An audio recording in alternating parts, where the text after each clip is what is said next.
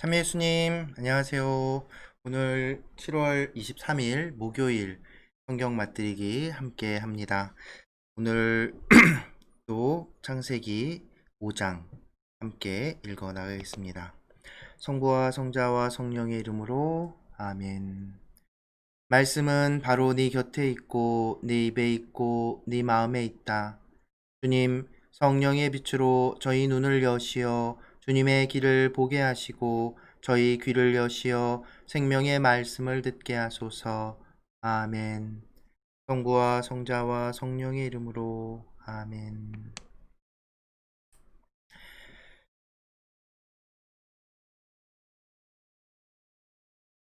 아담의 자손. 아담의 족보는 이러하다. 하느님께서 사람을 창조하시던 날 하느님과 비슷하게 그를 만드셨다. 그분께서는 남자와 여자로 그들을 창조하셨다. 그리고 그들을 창조하시던 날 그들에게 복을 내리시고 그들의 이름을 사람이라 하셨다. 아담은 130세 되었을 때 자기와 비슷하게 제 모습으로 아들을 낳아 그 이름을 셋이라 하였다. 셋을 낳은 다음 아담은 800년을 살면서 아들, 딸들을 낳았다. 아담은 모두 930년을 살고 죽었다. 셋은 105세 되었을 때 에노스를 낳았다. 에노스를 낳은 다음 셋은 807년을 살면서 아들, 딸들을 낳았다. 셋은 모두 912년을 살고 죽었다. 에노스는 90세 되었을 때 케난을 낳았다. 케난을 낳은 다음 에노스는 815년을 살면서 아들, 딸들을 낳았다. 에노스는 모두 905년을 살고 죽었다. 케나는 70세 되었을 때 마할랄엘을 낳았다.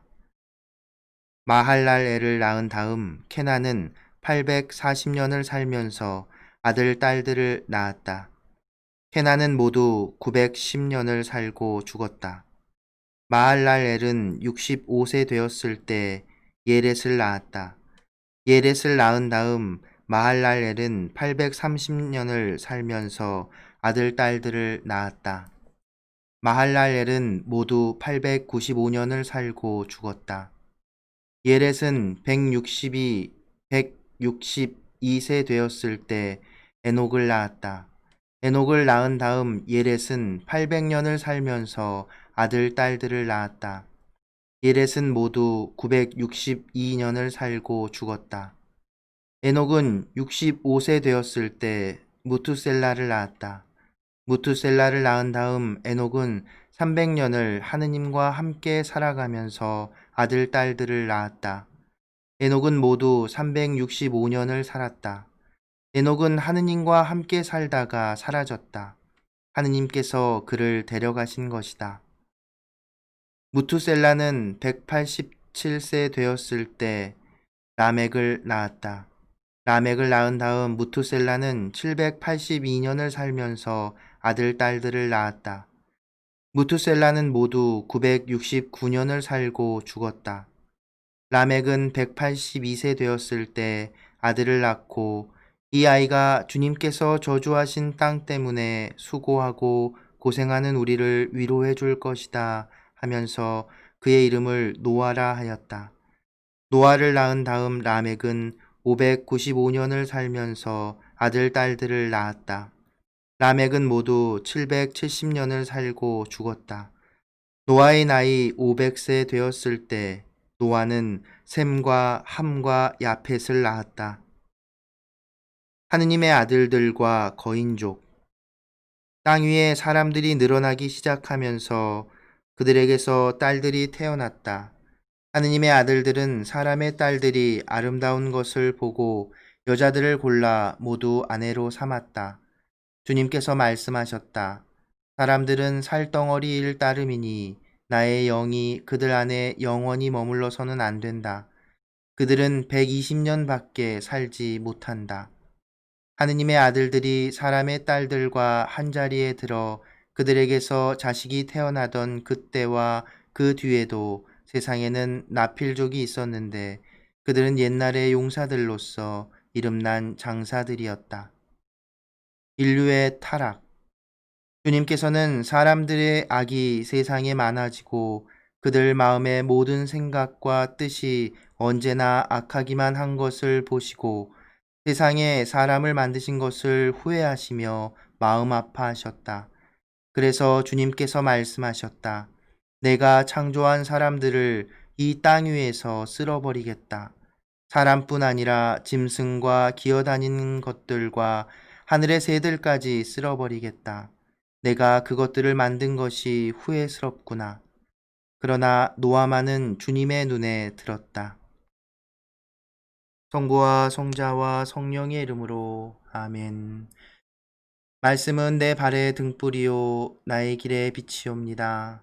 주님, 저희가 성경을 생명의 말씀으로 믿고 기도하며 살고 선포하게 하시어 언제나 성령 안에서 평화와 기쁨을 누리게 하소서.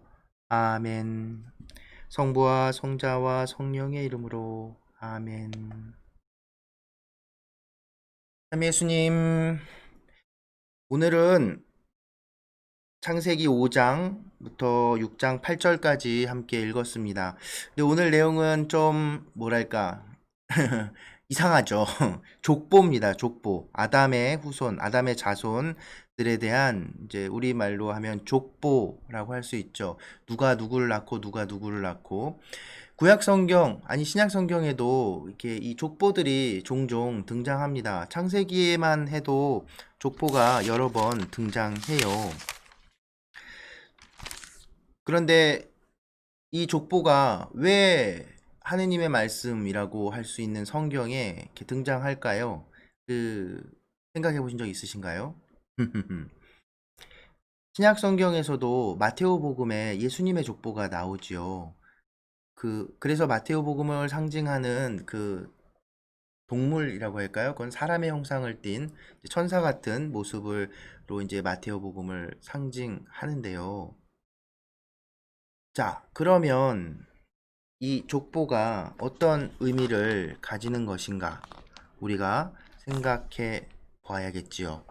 일단은 이 창세기에 특히 오늘 읽은 5장에 나온 아담으로부터 이어진 족보, 이것은 하느님의 축복이 이어지고 있다는 것을 보여주는 역할을 한다고 합니다.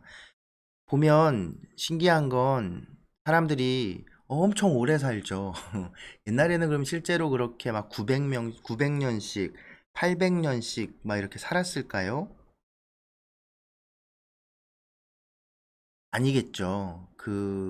오래 살았다는 것, 장수했다는 것이 바로 이제 하느님의 축복을, 하느님께서 축복하신 그 약속이 실현된다는 것을 보여주는 것이라고 말할 수 있습니다.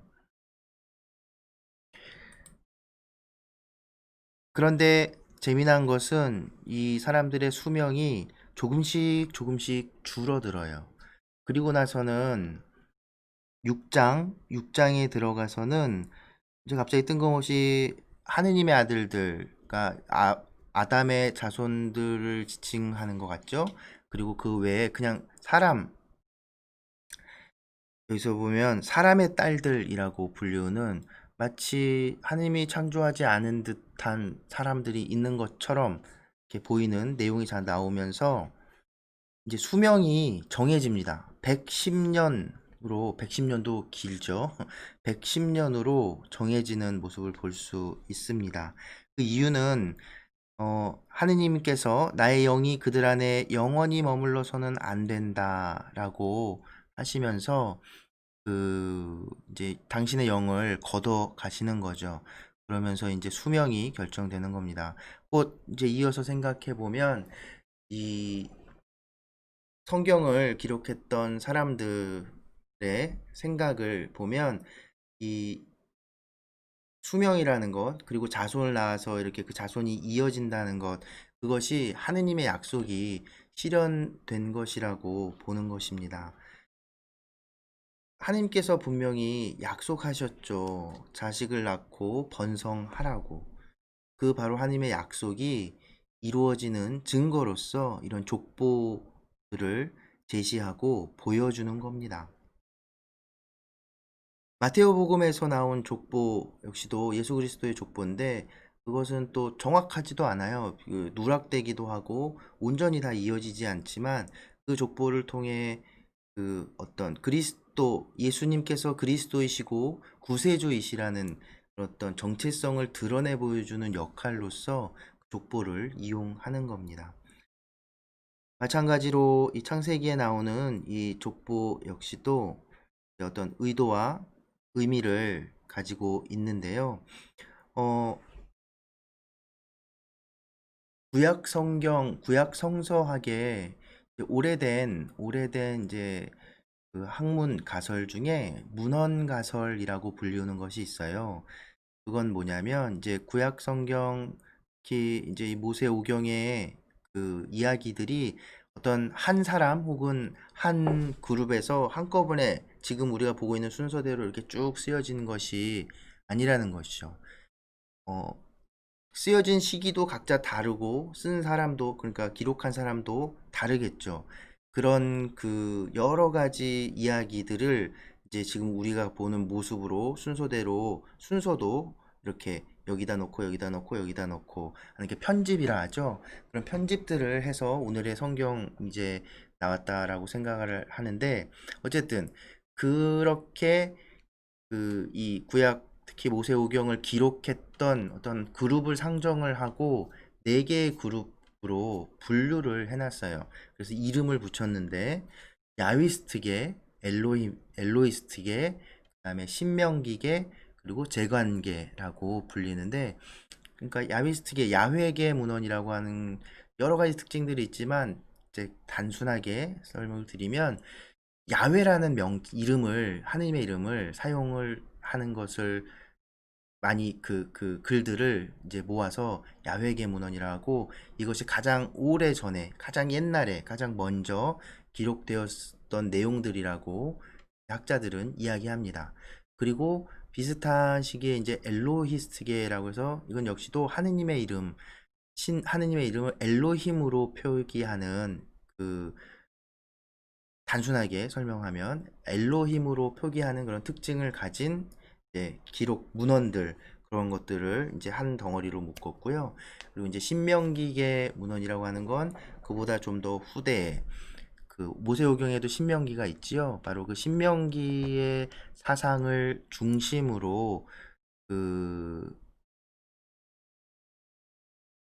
뭐라고 할까요? 신명기 사상을 드러내는 신명기의 어떤 그 신학을 드러내는 그런 문헌들을 신명기계 문헌, 그리고 마지막으로 제관계 문헌은 가장 마지막에 쓰여졌는데, 바로 이름이 제관계 문헌인 것은 그것을 쓴 사람들이, 기록한 사람들이 제사장, 그러니까 제사를 주관하는 사람들이었을 것이다 라고 추측을 해서 그렇게 이제 학자들이 이름을 붙인 겁니다. 실제로 그렇게 이름을 불려갖고 있던 것들이 존재했던 건 아니고요. 학자들이 나름의 어떤 구분을 해놓고 시대 구분과 내용적인 그 비슷한 것들을 모아서 그렇게 네 개로 구분을 해놓고 이름을 붙인 것이죠. 그런데 이 5장, 이 족보는 바로 그 제관계 문헌이라고 학자들이 많이 생각하는 그런 문헌입니다. 그럼 이 제관계 문헌에 대해서 조금 더 생각을 얘기를 해봐야 될 텐데요. 창세기 1장을 읽으면서도 제가 잠깐 얼핏 얘기했었던 것 같은데 바로 창세기 1장도 제관계 문헌에 속하는 겁니다. 그래서 특징을 이제 좀 드러나죠. 1장과 5장 어떤 뭐랄까요? 제관계 문헌이라고 하는 것은 가진 특징은 죄송합니다. 그 뭐라고 하죠? 그냥 서사가 아니라 어떤 틀이 있고 어떤 규칙이 있고 이걸 여기 말이 또 오늘도 말이 이게 설명이 잘 안 돼. 그 말이 생각이 안 나는데요.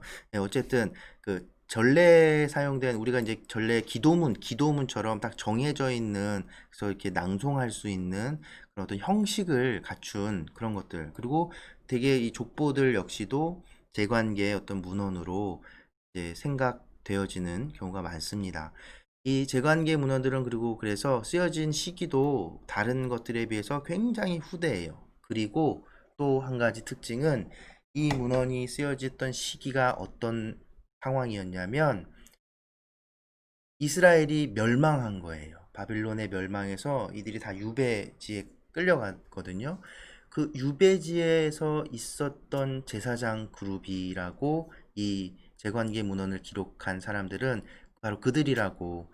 그래서 그들이 그 뭐죠? 원했던 것은 우리 이스라엘 민족이 하느님에 대한 신앙을 잃지 않도록 하는 것이 큰 목적이었죠. 그래서 창세기의 그 1장 그 창조 이야기를 하면서도 그것을 그렇게 한 것들이 우리가 믿는 하느님이 그 저 바빌론의 신들에게 져서 우리가 그렇게 된 게 아니라 세상 모든 만물을 창조하신 저들이 신으로 보는 저 해도 달도 다 신적인 무엇이 아니라 하느님의 피조물로 이렇게 하면서 그 하느님이 이제 우리를 그 바빌론 왕에게 붙였다, 넘겼다라고 이제 설명하면서 야훼 하나님께 대한 신앙을 지키려고 했죠. 그리고 그 신앙을 지키기 위해서 그 전례적인 것들, 그런 규정들, 이런 것들을 뭐죠?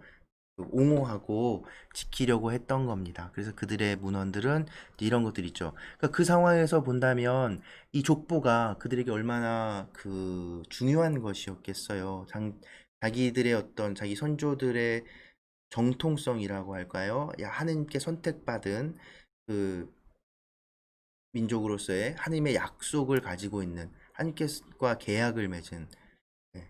성경은 하느님과의 약속, 하느님의 약속, 하느님과 맺은 계약이라고 말할 수 있죠. 그래서 그것을 가지고 그것이 지금 우리에게까지 이어져 내려온다라는 것을 보여줄 수 있는 겁니다. 그래서 이제 이 제관계 문헌은 그렇게 그런 상황에서 쓰여졌기에 단순한 자료들 그리고 규칙적인 자료들로 포함되어 있고 5장의 이 족보 역시도 그런 문헌 중에 하나일 것으로 학자들은 보고 있는 것이지요. 자, 그러니까 또 그 당시 사람들은 이제 우리도 그렇죠. 우리 어떤 단군 신화나 우리 설화들도 보면 옛날 사람들이 더 오래 살았던 것처럼 기록이 돼 있잖아요. 실제로 그 고대 근동 이스라엘 근처 그 당시에 그런 생각들이 만연해 있었다고 합니다. 뭐냐면 이제 그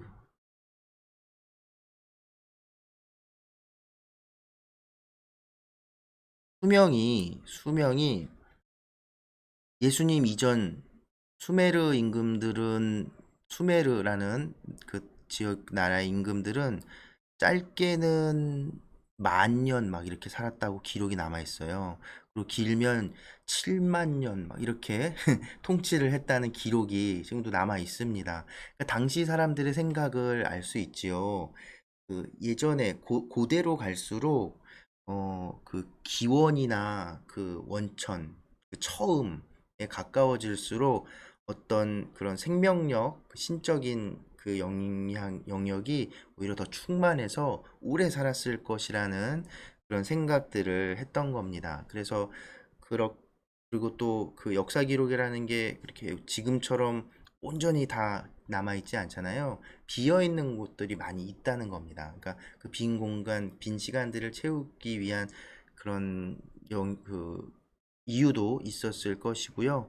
그래서 사실은 창세기 5장에서 아담부터 셈 출생까지 몇 년인지 세봤더니 1558년이래. 1558년 동안 셈까지 그 시간 수명을 계산해 보니까 그런 정도라고 합니다. 그럼 이것이 실제로 그 사실의 기록이냐? 처음에 말씀드린 것처럼 그 이 수명이라고 하는 것이 하느님의 축복과 연결된 것이라고. 그래서 하느님의 축복을 받았기에 그 하느님의 축복이 계속되고 있기에 그렇게 오래 살았었다는 것. 거꾸로 6장 시작하면서 수명이 이렇게 딱 100년 정도로 110년으로 확 줄었죠. 이렇게 된 것들 조금 더 현실적인 모습을 보이지요. 그렇게 된 것이 이제 하나님께서 당신의 영을 거둬가셔야 되겠다라는 생각을 하셨기 때문이라고 이렇게 나중에 설명을 이렇게 하게 하고 있는 겁니다. 어쨌든 이제 족보만 이렇게 딱 돼 있어서 딱히 오늘은 많이 설명해 드릴 건 없는데, 그래도 이제 몇 가지 재미난 것들을 좀 한번 짚어보지요. 먼저 5장 몇 절이죠? 18절. 18절에 보면 에녹 에녹이라는 사람이 나옵니다. 예렛이 160세 되었을 때 에녹을 낳았다라고 하고, 이 에녹이라는 사람이 굉장히 독특합니다. 다른 사람들은 그냥 몇 세에 누굴 낳고 그렇게 몇 년을 살다가 죽고, 그리고 나서 그 산 건 몇 년이다 이렇게 도식적으로 동일한 구조를 가지고 계속 되는데, 에녹은 좀 다른 설명이 부과가 되죠. 뭐라고 나온지 한번 볼까요? 22절을 보면, 21절부터 봐야 되겠네요. 에녹은 65세 되었을 때 무투셀라를 낳았다. 무투셀라를 낳은 다음 에녹은 300년을 하느님과 함께 살아가면서 아들, 딸들을 낳았다. 에녹은 모두 365년을 살았다. 에녹은 하느님과 함께 살다가 사라졌다. 하느님께서 그를 데려가신 것이다. 앞뒤에 나온 다른 사람들과는 다른 표현이 기록이 돼 있죠. 그러다 보니까 그러니까 그냥 죽었다가 아니라 그리고 또 하느님과 함께 살았다라고 하는 겁니다. 그런데 일단 재미난 건 앞에 뒤에 사람들보다 그 수명 그 횟수가 짧아요. 365년을 살았다고 합니다. 그리고서는 실제로 하느님께서 그를 데려가셨다라고 하는 표현, 그 표현이 의미하는 건 이제 다른 구약 성경의 문헌들을 이제 참고해 보면 실제로 죽었다라는 것을 지칭하기도 하는데, 그런데 또 하나의 어떤 믿음이 생기는 건 나중에 이제 엘리야 예언자 때도 나오는데, 엘리야 예언자 때는 더 구체적으로 이 이야기가 나오죠. 바로 승천에 대한 이제 믿음입니다. 에녹 역시도 하느님이 데려가셨다. 그래서 에녹은 이제 죽은 것이 아니라 승천했다라는 믿음이 생긴 거예요. 그래서 이 에녹과 관련해서 후대에 나중에 그 좀 신비문학이라고 불리우는 좀 그런 문헌들도 발견이 됩니다. 에녹서라는 것이 이제 외경으로, 이제 우리가 지금 받고 있는 것은 정경이라고 하는데, 그 외에 그 구약 성경과 연결된 구약의 인물들이 등장하거나 이렇게 있지만, 정경으로 하느님의 우리 교회 신앙을 드러내는 책으로 채택되지 못한 문헌들이 있어요. 그런 것들을 이제 외경이라고 하고, 그리고 또 그 외경에 에녹서라는 것이 있습니다. 뭐냐면 에녹이 이제 하늘로 불러 올라갔잖아요. 하느님이 데려가셨잖아요. 그래서 하늘에서 이렇게 살다가 하느님의 지혜와 뭐 이런 것들을 접하고 나중에 내려와서 우리에게 그런 것들을 가르쳐 줄 것이다 라고 하는 내용이 적혀 있다고 합니다. 저도 사실은 에녹서를 읽어보지는 못했습니다. 근데 어쨌든 그런 내용이 있다고 하네요. 마치 그 구세주 메시아에 대한 그 생각, 신앙과 비슷하지요. 그러니까 크게 이 신앙의 모습들, 그러니까 하나님께 대한 우리의 신앙의 모습들이 이제 그렇게 조금씩 조금씩 드러나는 겁니다.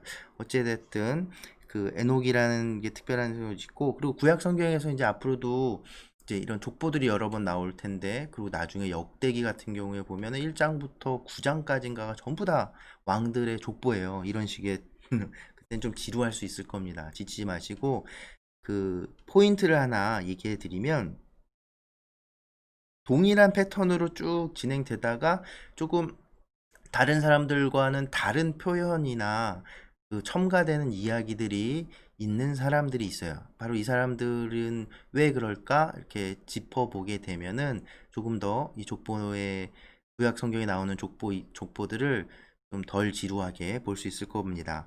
예로 바로 5장에서도 또 한 명 이제 특이한 기록을 남기고 있는 사람이 있지요. 우리도 많이 알고 있는 노아. 노아는 이제 보면 5장 28절 라멕은 182세 되었을 때 아들을 낳고 이 아이가 주님께서 저주하신 땅 때문에 수고하고 고생하는 우리를 위로해 줄 것이다 하면서 그의 이름을 노아라 하였다. 노아는 그 이름을 지은 이유에 대해서, 그 이름의 유래에 대해서 설명하지요. 이렇게 하는 것은 사실은 당시에 뭐랄까요, 익숙한 방법입니다. 여러분들 생각해 보시면, 처음에 아담이 카인을 낳았을 때도 이렇게 말하죠.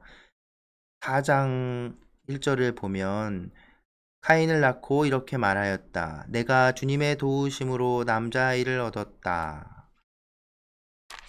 그래서 그 어떤 이름의 의미를 담는 것, 우리 역시도 이름들의 어떤 부모님들이 이름의 어떤 의미와 바램들을 담아내잖아요. 마찬가지인 겁니다. 노아는 그 어떤 하느님, 하느님의 저주하신 땅 때문에 수고하고 고생하는 우리를 위로해 줄 것이다 라는 어떤 의미를 담은 것이죠. 이것은 뭐 실제로 그랬다기보다는 이제 노아의 이야기를 어느 정도 암시하는 것이라고 학자들은 이야기하기도 하고, 실제로 그럼직한 이 의미가 있습니다. 왜냐하면 제가 처음에 아까 그 문헌 가설에 대해서 설명드리면서 이 제관계 문헌은 굉장히 후대에 쓰여진 것이라고 말씀드렸잖아요. 그 얘기는 뭘까요? 노아의 이야기를 이미 알고 있었던 사람들이 이 족보를 다루는 것이지요. 그러면서 노아의 부분에서는 이런 부분들을 첨가했을 수도 있겠다라는 추측을 해볼 수 있는 겁니다. 그러고 나면 바로 이제 우리가 내일 읽게 되는 부분에서는 바로 노아의 이야기, 대홍수 이야기가 나오지요. 그 예고하면서 6장 5절부터 나오는 이야기를 보면 마음이 아프죠. 주님께서는 사람들의 악이 세상에 많아지고 그들 마음의 모든 생각과 뜻이 언제나 악하기만 한 것을 보시고 세상에 사람을 만드신 것을 후회하시며 마음 아파하셨다. 하나님께서 인간을 만든 걸 후회하셨다. 보시니 좋았던 이 세상에 사람들이 막 많아진 거예요. 그쵸? 오래도 살고 순풍순풍 남고 막 번성한 거죠. 그런데 문제는 뭐냐면 사람들이 많아지면서 악도 점점 더 많아진 겁니다. 창세기가 악의 하느님을 거스르는 그 인간 세상의 악이 어떻게 커져 나가는지를 이야기하는 것이 있다고 말씀드렸죠. 예, 이제 정말 세상의 악이 다 퍼져 나간 겁니다. 근데 이 악은 어떤 형태나 어떤 구체적인 실체를 갖고 있지 않죠. 어제 카인 이야기에서 나온 것처럼 우리 마음이 우리 마음을 다스리지 못했을 때 악이 우리 마음을 지배하고, 그러면 이제 악이 실체를 드러내게 되는 겁니다. 사람 수만큼의 악이 실체를 드러내기 시작했다는 것이지요. 원래 안 그랬는데 그렇게 됐다 라고 이야기보다는 이제 인간 세상에 만연되어 있는 그 악의 그 모습들을 보고서 인간의 그런 뭐랄까요, 본질 이런 것들에 대한 성찰이 담겨 있는 것이 아닐까, 그런 생각이 들었습니다. 그러면서 본래는 당신 모상대로 만들어진 보시기 좋은 세상의 한 부분이었는데, 그리고 당신이 정말 아끼는 존재였는데 세상을 다스리라고 정말 그 많은 것들을 주었는데, 인간은 그 하느님의 자비를, 그 사랑을 저버리고 악을 세상에 퍼뜨려 버린 거죠.